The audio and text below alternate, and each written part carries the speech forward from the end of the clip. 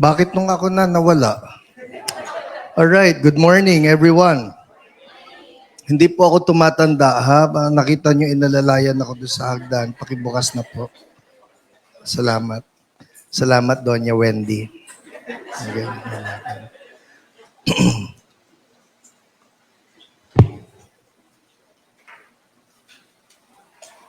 Alright, amen. Ang totoo niyan, meron akong plan B for today. Si Pastor Mavic po nakahanda. But I missed the pulpit. Ang huling preaching ko was in Kawit or in Cavite City. And I really miss preaching the word. And I believe I have a word for every one of us. Word ito para sa akin at word ito para sa ating lahat. Sino excited sa word? Pray for me. For the past few days, I've been having this bout with vertigo.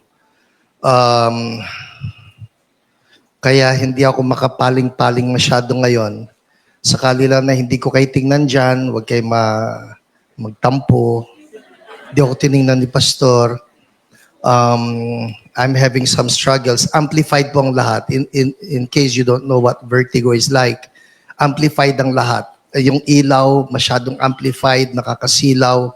Yung tunog, masyadong malakas, nakakabingi. And the motions. Now, the thing that I'm struggling with is not so much the vertigo. I'm struggling with this thing because we are in the healing ministry. And for those people who may, just like me, be struggling with the thought na sandali, ang akala ko ba may healing ministry ang CSB? Akala ko ba nag-heal si Pastor Hiram, etc., etc. Well, now we have this, I would say it's like an illustration for everybody that just because we are moving in the ministry of healing does not mean that we are, well, I don't want to use the word exempted, but in this fallen world and in this fallen body, there are things wherein we get to struggle and fight against. Hindi ko tinatanggap ito. Alright? And that should be our stance.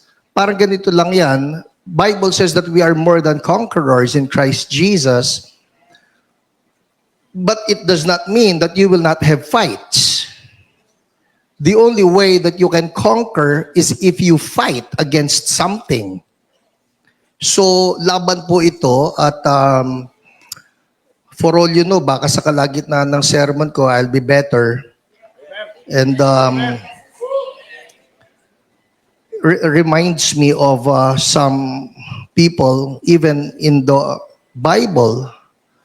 Well, I'm not offering any excuses, but just in case somebody here is thinking na hindi, pagka ikaw na kay Lord, pag ikaw ay anointed ni Lord, hindi ka dapat magkasakit.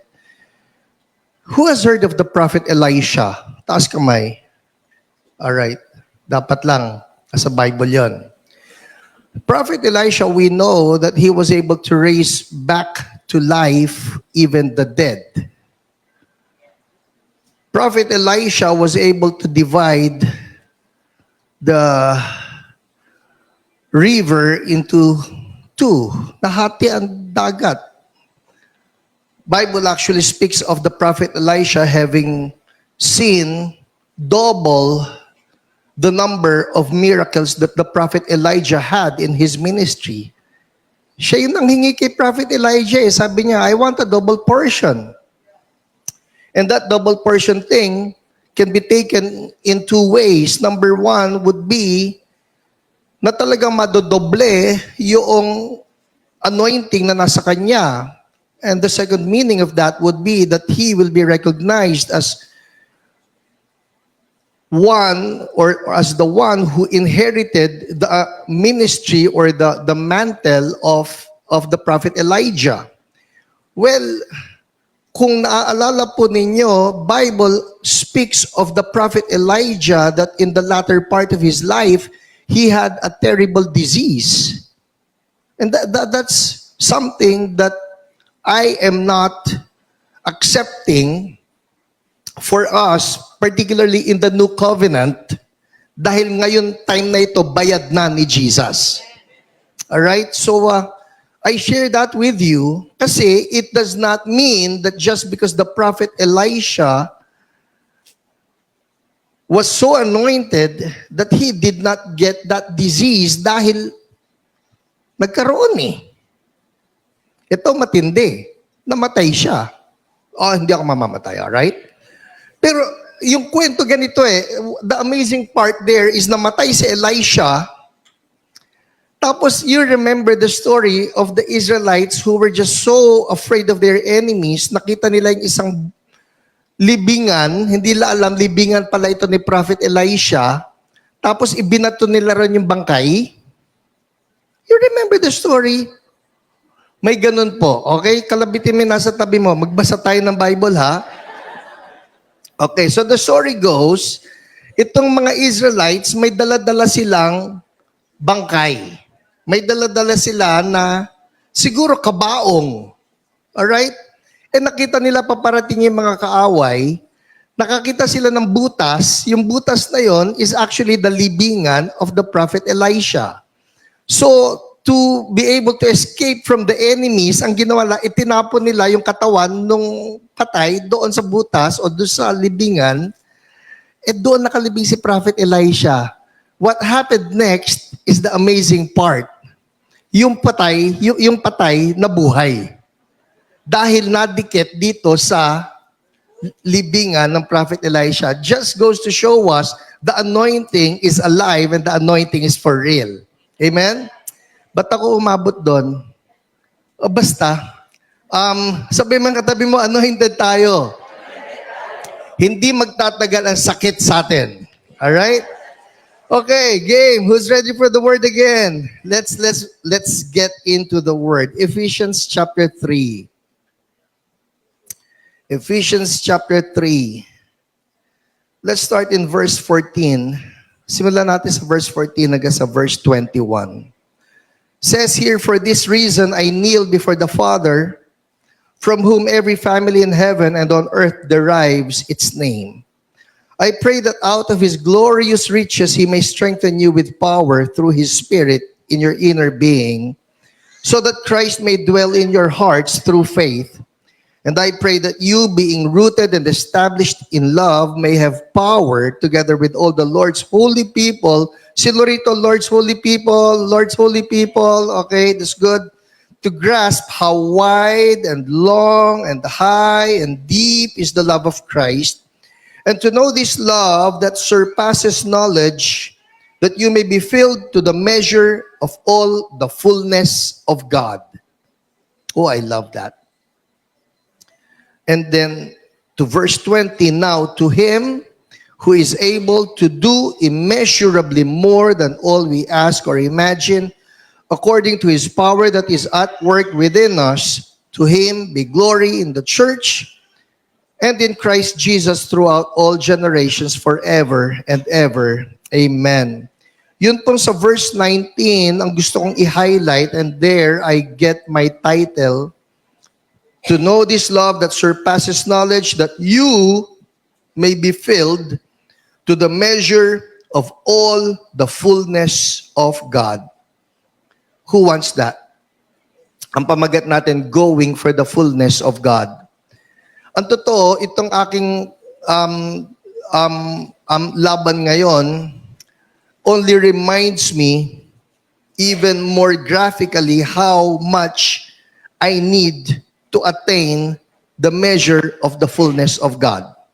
May mga ganong pagkakataon na kung naandun lang ako sa level ng fullness of God, whatever storms that may come won't affect me. Bakit? Nandun ka sa fullness of God. So, Lord, it's our prayer this afternoon. We want to be filled to the measure of all your fullness. Gusto namin punong-puno kami ninyo na wala sa mundong ito at wala sa buhay na ito will ever affect us because we are just so full of you. Thank you, Holy Spirit. Help me even as I share your word. In Jesus' name, amen, amen. All right, everybody say, fullness of God. So ito yung maging prayer natin. Lord, gusto ko, I have your fullness. Going for the measure of all the fullness of God. How does it happen? Nilagay ni Paul in the following verse how it can happen that we can enjoy the measure of the fullness of God. Pagka sinabi natin fullness of God, ang dali lang namang imagine nito eh. Just imagine Jesus. Jesus was full of God. That's it. He's not 50% full of God. He's not 70% full of God. He's 100% full of God. Maski na may mga kalaban siya, maski na may mga demonyo na ayaw sa kanya, maski na yung mga religious leaders were all against him, he was just filled 100%. Fullness of God. Now, I'm not just talking of him being the Son of God. I'm talking of him being a man, fully man, and still filled with the fullness of God. Paminsan-minsan, ewan ko sa inyo, may mga pagkakataon na ang pakiramdam lang natin, Lord, parang kulang ako sa inyo. Sino sa inyo nangyari na, Lord, parang kulang ako sa inyo? Di ba it happens to us na, Lord, parang kulang ako sa inyo? At dito po, sinabi ni Paul, how can it happen that we will have that measure of the fullness of God? Simulan natin, verse 20. Now, to him who is able to do immeasurably more than all we ask or imagine. Immeasurably more than all we ask or imagine. Everybody say, imagine. Sa NLT, ang sabi rito, infinitely more than we might ask or think. All right, talking about the fullness of God, saan ito magsisimula? Boom. Sorry, mabigat siya, Wendy. Okay, andar tayo. No, I'm good. OA na yan. Nakakapit na ako rito. Yung sinabi po rito, balikan natin to. Immeasurably more than all we ask or imagine. Again, let's all say imagine. Sa NLT, ang sinabi, infinitely more than we might ask or think. Ano nangyayari? I'm good. Okay na. Ibalik nyo. Magiging kalahati ako, half moon ako rito. Alright. At hindi ko kasalanan yon, siyang kusang bumagsak. Alright, balikan natin. Train of thought here. As sinasabi ng Apostle Paul, we're going for the fullness of God. Again, everybody say, fullness of God. Sino sa inyo gusto yon? Sabihin natin, Lord, I want your fullness. So, where does it start? It starts with the mind. Infinitely more than what we might ask or think. That's what NLT says. So, when we are after the fullness of God, we need to be able to direct our thoughts in such a way na, Lord, kinakailangan yung thoughts ko, yung thinking pattern ko, yun ang magbago muna. For example, if we start out na hindi ako magle-level up sa anointing. Hindi ko mararanasan yung authority ko as a child of God. O hindi ako gagaling sa sakit, for example. Pag nandun na agad sa isip mo yon, hanggang doon ka na lang. But here, the Apostle Paul is telling us, we need to teach our thinking patterns, our imaginations, hindi maaabot mo ang fullness of God in your life. For example, the subject of holiness. Narinig na ninyo yung linya na, sorry naman, tao lang. Narinig nyo na yun? Baka hindi nyo lang narinig sinabi nyo rin na may ginawa tayong mali. And then, the excuse would be, sorry naman, tao lang, but that is actually our thought. It's our thinking that's limiting us to what God can do. So number one lesson here, if we're going for the fullness of God, number one, we entertain God's thoughts, not our thoughts. All right? I don't know what thoughts that you may have or what thinking patterns that you may have in your life that has limited you. But right now, God is reminding us, God's thoughts are infinitely more than what we can ask for or think or imagine. So ang prayer natin, Lord, baguhin mo ang pag-iisip ko. Bakit? Kasi yung pag-iisip natin laging kulang. Ang totoo po, it is not God who is limiting His movement in our lives. It is us limiting ourselves from what God can do in our lives. Kasi tayo mismo nagsabi, hanggang dito lang ang kaya ni Lord. Kakaibang mag-isip si Lord. Alam natin lahat ito, Isaiah 55. Let's look at this.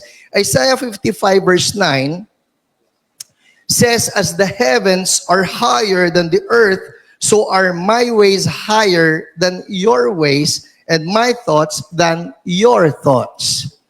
How would we like to have the kind of thinking that God has na, kaya yan. Pwede yan. Walang imposible kay Lord. Alam niya, I'm just looking at Elon Musk, alright? Alam na natin to by now, na-share ko na rin sa inyo to. Nakita niyo yung rocket na pinalipad niya? Nakita niyo na ba? Sana, ginugel na ninyo, magmula nung isinerman ko, I think about a month ago or 2 months ago. Pero nagpalipad ng rocket ang SpaceX Ngayon, ang given po dito sa mga aeronautical engineers, ang given ay pagka lumipad na ang rocket, yan, patapon na yan. It's just a waste.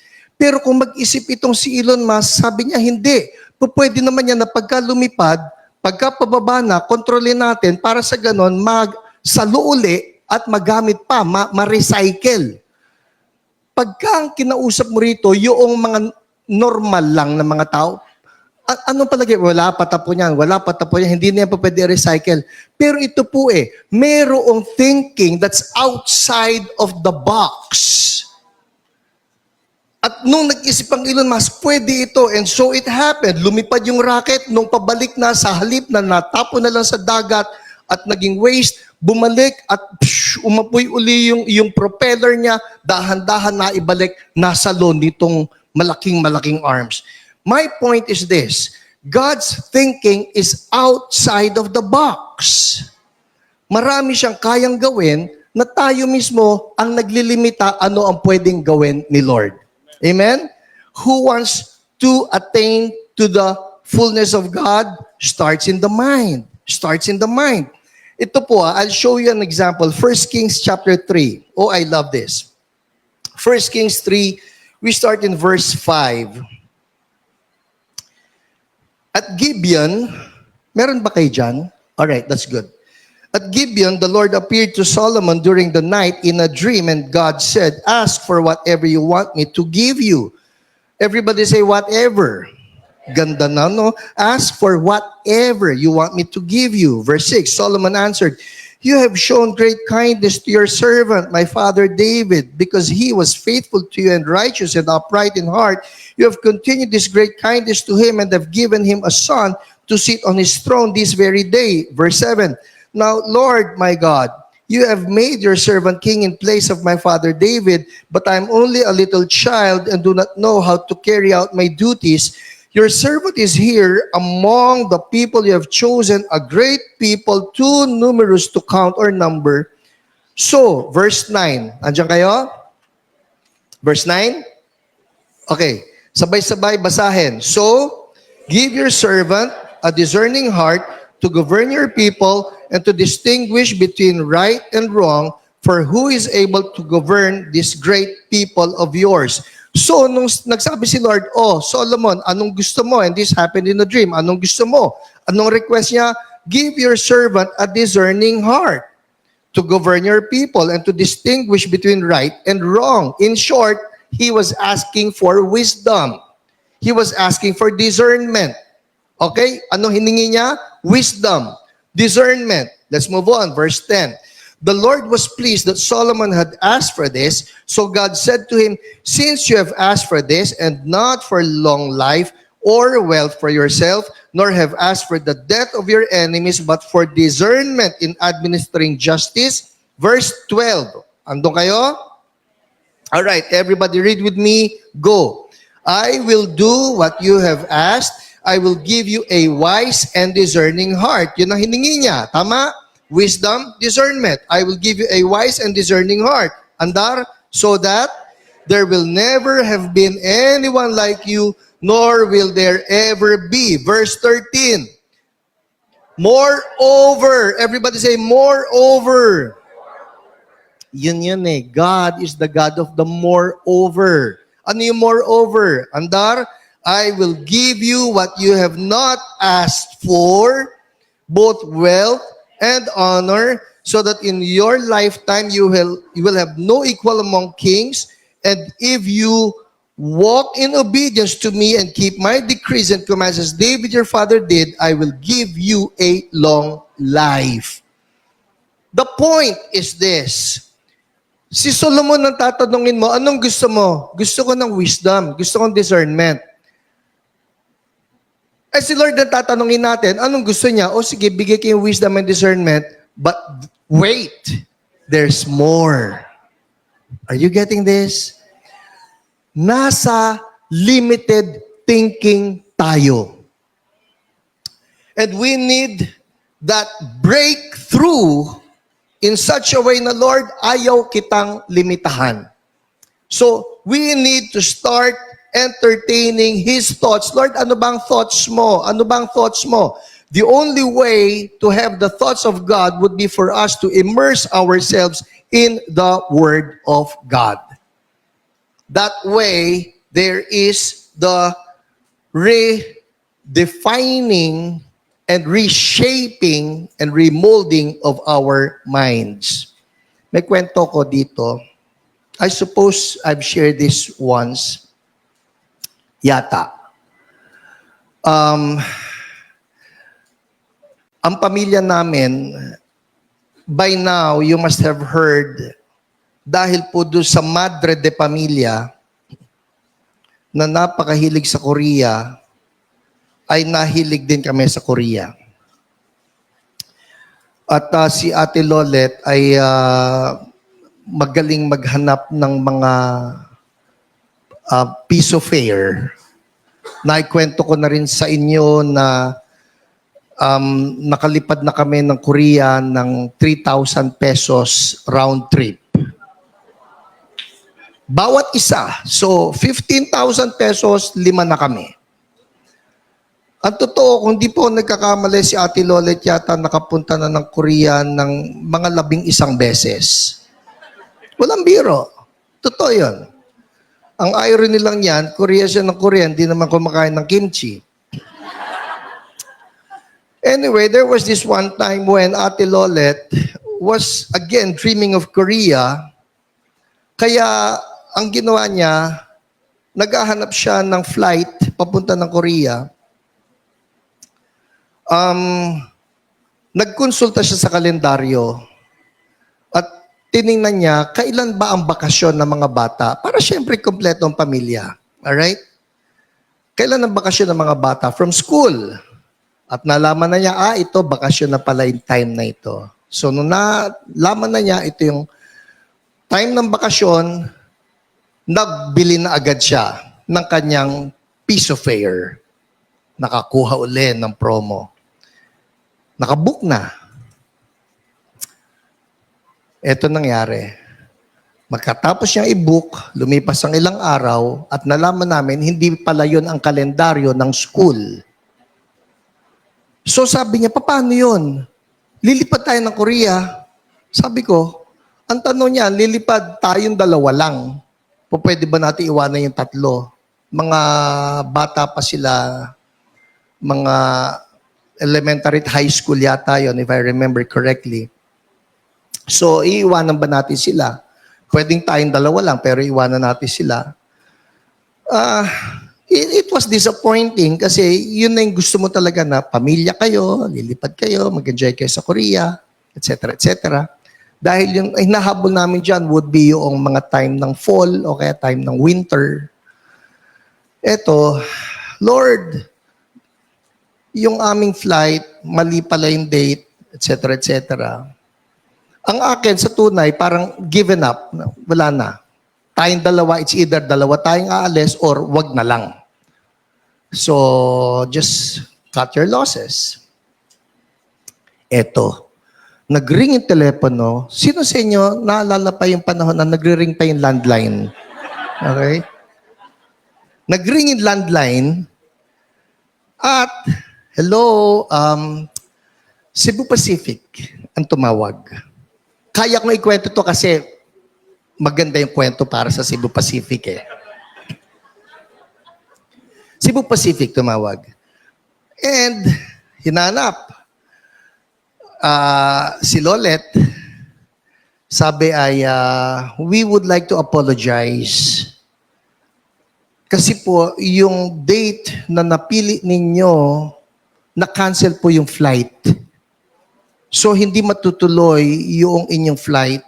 But, we are giving you an option. Choose a different date. Pag pumayag po kayo to choose a different date, bibigyan pa namin kayo ng extra flights anywhere na may flight ang Cebu Pacific. Siyempre, nandun ka na, ba't gano'n na-cancel? Then, of course not. Sige, we forgive you. Okay lang nga. Pero sa tunay, okay, sige, i-move namin yung flight sa ibang date at nung na-move sa ibang date, ito pa.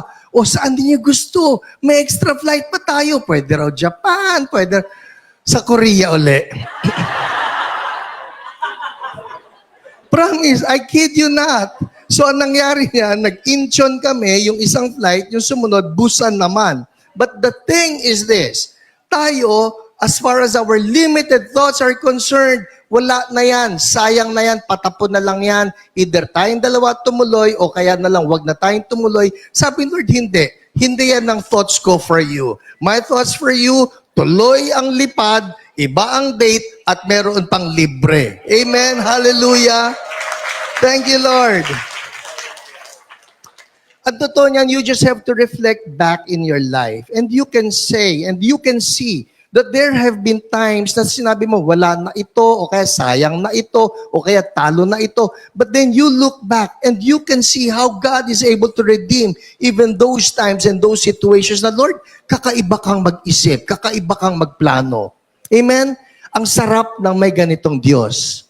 Alright, so that's number 1 for us. How do we experience the fullness of God? We entertain God's thoughts, not our thoughts. Let's move on. Number 2, sabi rito, sa verse 20 pa rin tayo, now to Him who is able to do immeasurably more than all we ask or imagine, according to His power that is at work within us. According to His power, everybody say, His power. According to His power that is at work within us. Everybody say, within. As far as the power of God is concerned, ito po ang isang bagay na dapat din nating matutunan because sometimes we tend to think that the power of God is somewhere out there and we are just waiting for that power of God to come.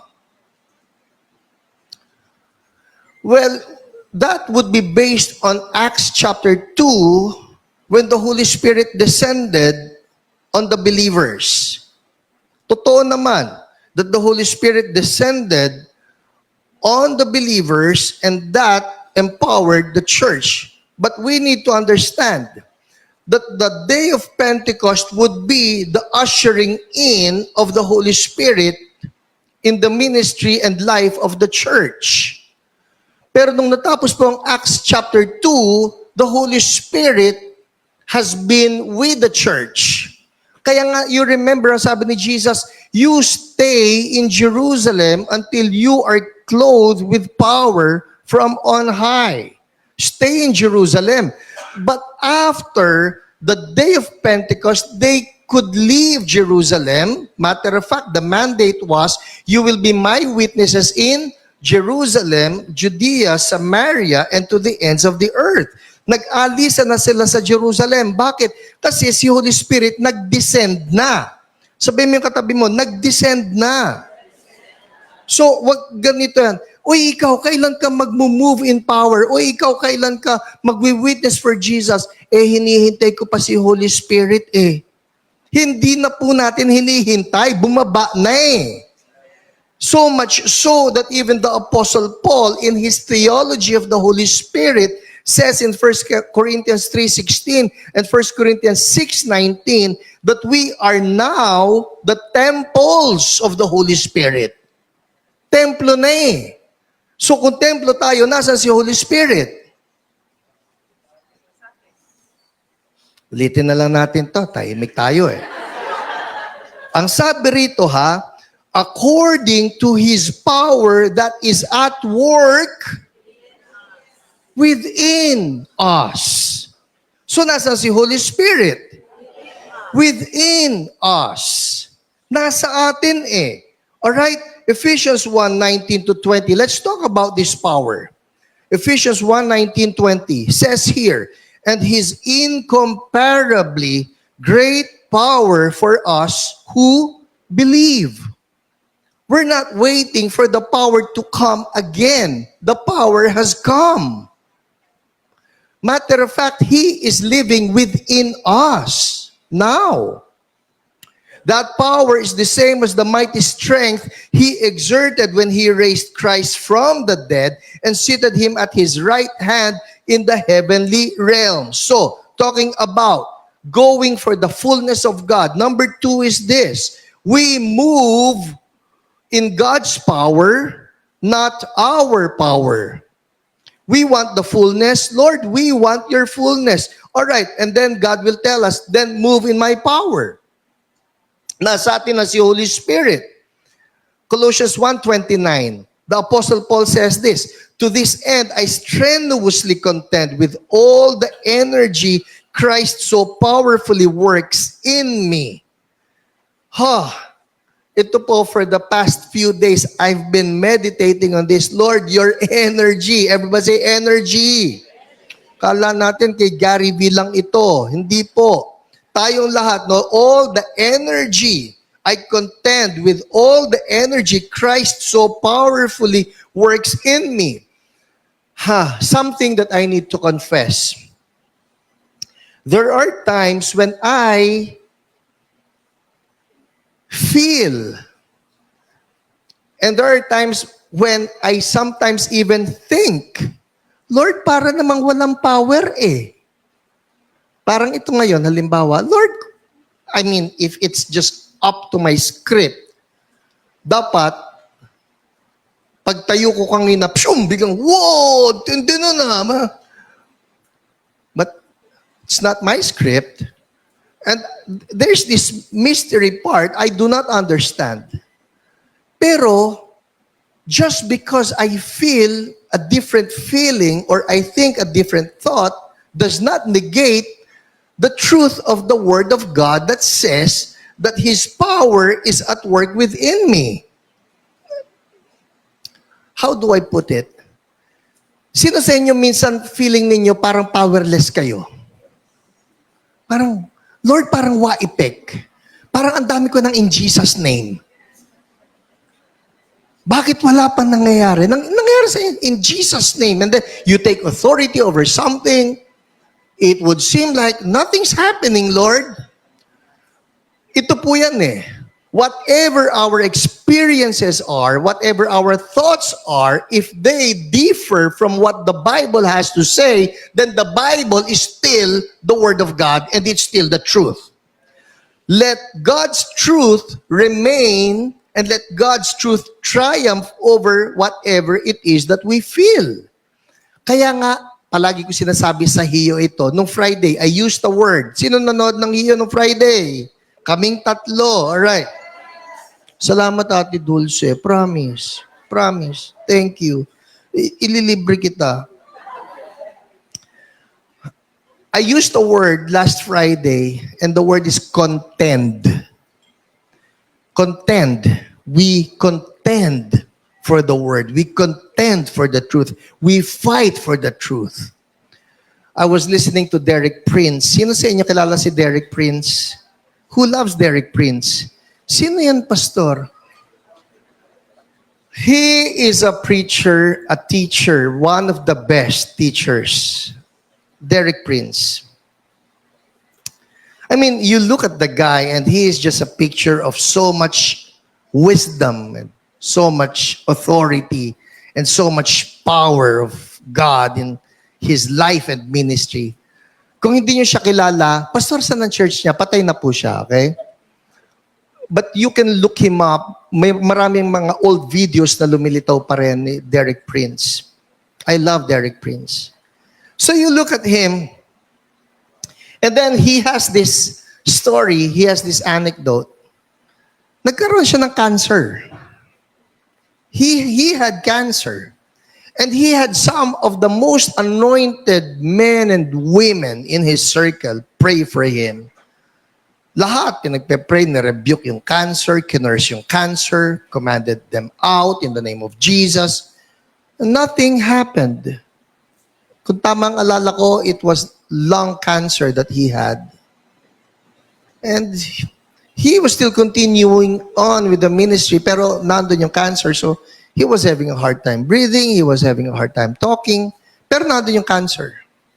And he has prayed against it. Everybody say contend.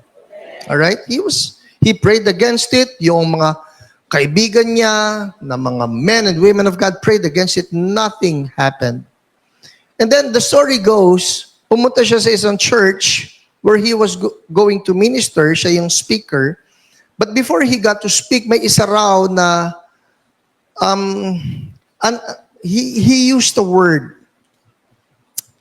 Yung parang isang junior na pastor. All right? It's like a pastor who's in training. At ang sabi raw sa kanya nitong taong ito, can I pray for you? Now, he was being honest. Sabi niya, he was looking at this young man, and there was not so much that he was expecting from the young man. Ang kanya, parang, oh sige, pero at the back of his mind, ang dami na nag-pray sa akin, mighty men and women of God. Tapos ikaw na totoy na junior pastor, bagito, nagpapasimula pa lang sa ministry. Of course, he did not say all that doon sa tao, but in hindsight, he was now saying it na ang dami nag-pray sa kanya. Pero sabi niya doon sa tao, oh, okay, go ahead, pray for me. So this junior pastor starts praying for him, and from deep within him, he says, came out a loud, growling voice that he knew was not him. And this growling voice just roared out of him, and from that point on, he was cancer-free. Hallelujah! Hallelujah!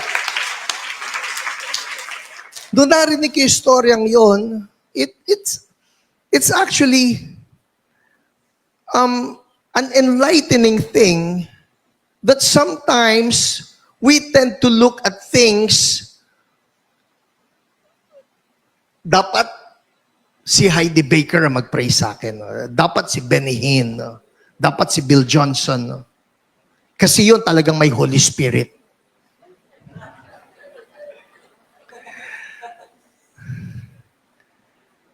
Who would have thought? It's that young man. And sometimes we may have the same sentiments, the same feelings na wala akong Holy Spirit eh. But Holy Spirit remains within us. The power that is at work within us is the Holy Spirit. Ang tanong nito, anong gagawin natin kay Holy Spirit? If you will be honest with yourself, there are just lots of moments wherein we get to struggle, Lord, parang wala akong anointing. O Lord, parang hindi naman ako dinadaluyan ng authority kasi ang dami ko ng in Jesus' name, wa-effect pa rin. Ito po ang isang bagay na panghawakan natin. His power will always be at work within us. Whether we feel it or not. So anong gagawin natin? E di gamitin natin. Itong power na ito. Sabihin mo yung katabi mo, ikaw may power ka. Alright? Although sometimes we don't feel it, it's there. So, talking about the fullness of God, what do? We entertain God's thoughts. We need the mind of Christ. Number 2, we move in God's power. Maski walang nangyayari, opo. Just keep on. Just keep on. Kasi, ano ba yung termino kung ginagamit sa mga healing conferences, pati sa deliverance conferences? Ang sinasabi ko, pakulitan lang naman yan eh. Ano ibig sabihin ng pakulitan?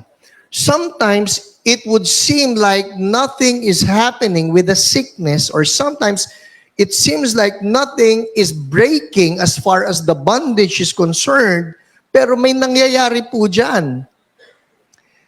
Yung isang youth camp natin, noon pa ito, long ago, we had a youth camp, hindi natin alam na yun palang campsite na pinagganapan ay punong-puno ng spirito. And I say spirito, masamang spirito. Para lang maunahan nyo, sige, demonyo. Alright? And many of our young people who went there got demonized. Talaga nag-manifest.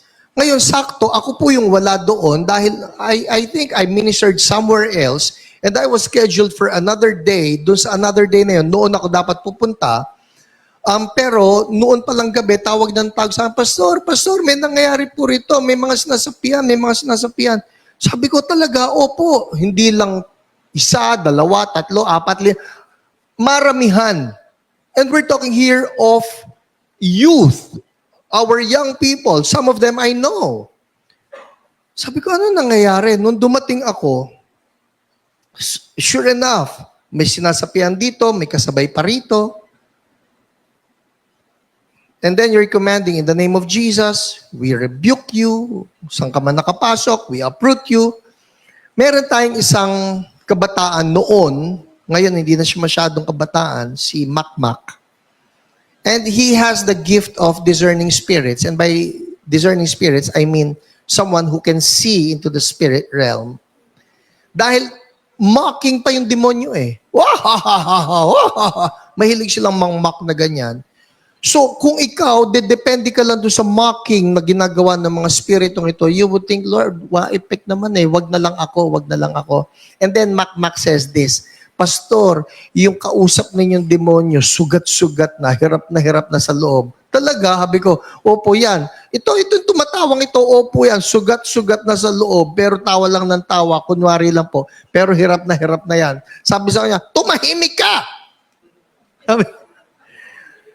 And sometimes we're thinking, Lord, parang wala naman nangyayari doon sa mga commands ko eh. Parang wala namang authority na nanggagaling sa akin eh. Ang tunay po niyan, you are making a dent in the kingdom of darkness. At yung breakthrough, for all you know, sa susunod na utos mo, nandun na at nanalo ka na. Amen? Hallelujah. Palakpakan natin si Lord. Thank you, God. Sabi mo yung katabi mo, anointed ka. So we have two things now, how do we go for the fullness of God? Number one is we entertain God's thoughts. All right? Importante ito. Importante that we entertain God's thoughts. How does that happen? You immerse yourself with the Word of God. Number two, we move in God's power. Now, yun po is something that we contend. We contend for. Hindi tayo papayag na hindi mananaig, mananalo ang ating Panginoong Jesus. All right? Number three, ito na, verse 20, verse 21.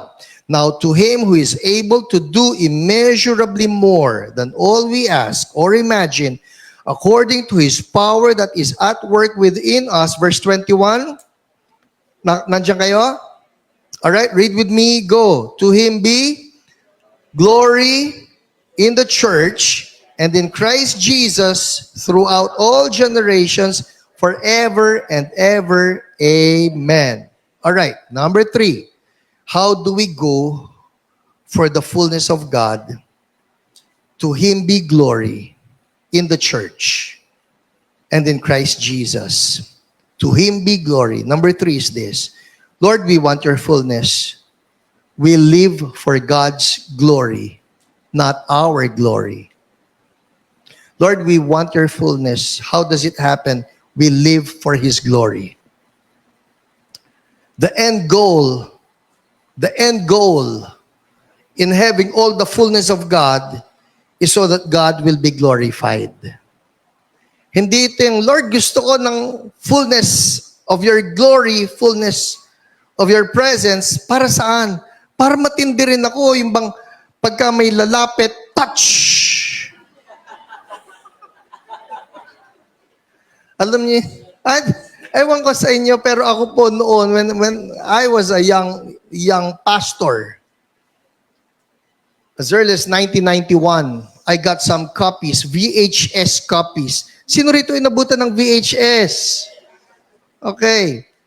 Meron ng mga VHS copies noon. Talaga naman, binababaran ko po si Benny Hinn. Kasi noon, wala pa yung Benny Hinn dito sa Pilipinas. Wala pa. And somebody gave me copies of VHS na nado si Benny Hinn. I was just so amazed. I mean, I was looking at this guy, huhubarin lang niya yung puti niyang Amerikana eh. Pagkatapos, shoo! Yung mga tao talagang boom, boom, bagsakan na ganyan. Tapos, kung napapanood nyo si Bisconi, kilala niyo si Bisconi? Andres Bisconi. Tama ba? Iniisip nyo, Biscoff, iba yon.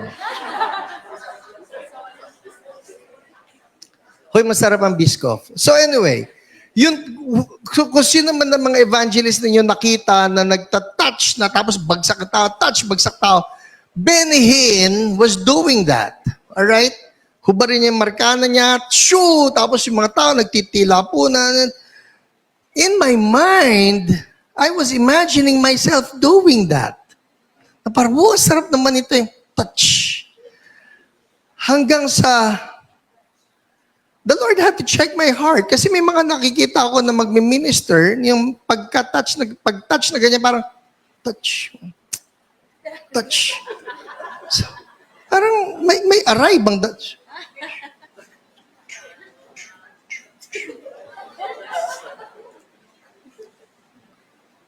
But it's something that opened up my eyes na bakit ko gusto yun? Is it for self-glorification? The same thing with deliverance. Because I've seen ministers of deliverance just become so flamboyant about the whole thing. I guess the point here is this. Lord, we want your fullness so that you will be glorified. We don't want the fullness, we don't want the anointing, we don't want the power, we don't want the authority if it will just mean nasisikat kami o lalaki ulo namin o makikilala kami. Because at the end of the day, we don't have any glory of our own. Para lang tayong moon that cannot really shine its own light. We're just dependent on the sun. So whatever light that we get to reflect, we will always say, that's God. To Him be glory in the church and in Christ Jesus throughout all generations. Now, Lord, we want your fullness. We want your fullness. And God will say, you have it. You have it. Huwag mo lang ako nanakawan ng glory. Because that's not yours to keep. Matthew 5:16 says, in the same way, let your light shine before others, that they may see your good deeds and glorify your Father in heaven. I'll end with this story. Naalala ko po, minsan may dinala sa bahay namin ang isang dear person. Pwede ko ba pangalanan si dear person? O basta. May sinama siya sa amin na isa niyang kasamahan sa trabaho. Yung kasama niya sa trabaho, flight attendant. At nung pinakilala sa akin, nung dear person, kapatid mo, ito Lolet eh. Hindi niyo naman kilala ko sino yung friend niya. Yung kapatid po ni Lolet, flight attendant noon, at pumunta sila sa bahay, may kasama siya na kasama niya sa work. So pinakilala sa akin, sabi niya, kasama ko sa work. So FA siya. I was looking at her. She was skin and bones. Talagang payat. Butot balat. At isip ko, paano mag-FA to? Lili pa rin to. Parang, naalala mo to, Lolet? So, I was looking at her. Sabi ko, ano nangyari? And she starts to speak. Kasi po, walang boses. Sabi ko, ano nangyari? So, naikwento naman sa akin. Well, cut the long story short, nakulam siya. Kinulam siya ng isang tao na galit sa kanya. So, I was looking at her.